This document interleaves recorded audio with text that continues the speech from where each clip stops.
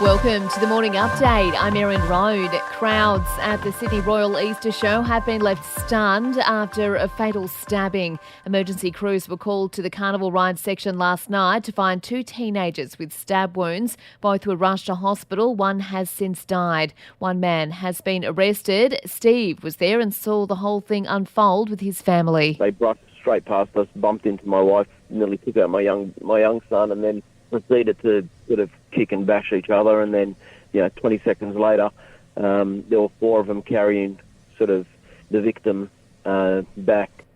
Anthony Albanese is hoping for a better start to the day, continuing his federal election campaign in Tasmania. Yesterday, the opposition leader was left red-faced after he was unable to recall the jobless rate or official cash rate. I know how much the price of bread is. I know how much a litre of milk is. What's the national unemployment rate? National unemployment rate at the moment is, I think it's 5.4. Sorry.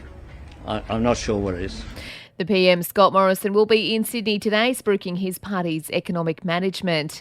Overseas, Ukraine's president is continuing his work to drum up support and military aid for his country, addressing South Korea's parliament overnight.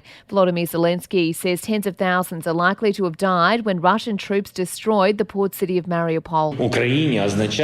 Providing the necessary weapons to Ukraine means not only saving the lives of our people, not only giving us the opportunity to free our cities, but also saving other states and other regions from further deployment of Russian aggression.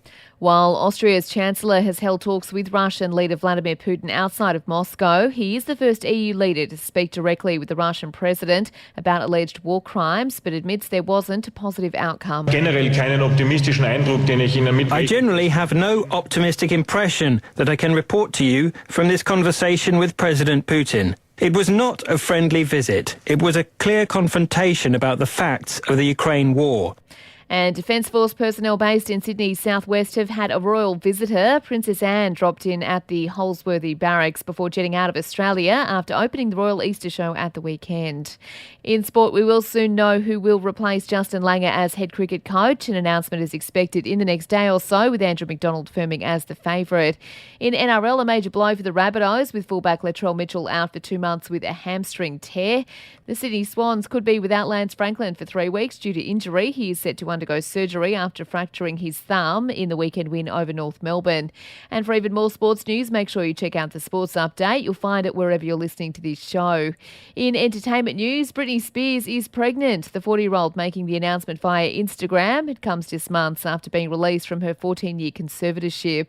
And Ben Affleck and Jennifer Lopez's plans to buy a $55 million estate in Bel Air have fallen through. The deal fell out of escrow. The pair already back at it, though, checking out several other multi-million-dollar estates nearby. And that's the latest from the Nova Podcasts team. We'll see you later on for another episode of The Update.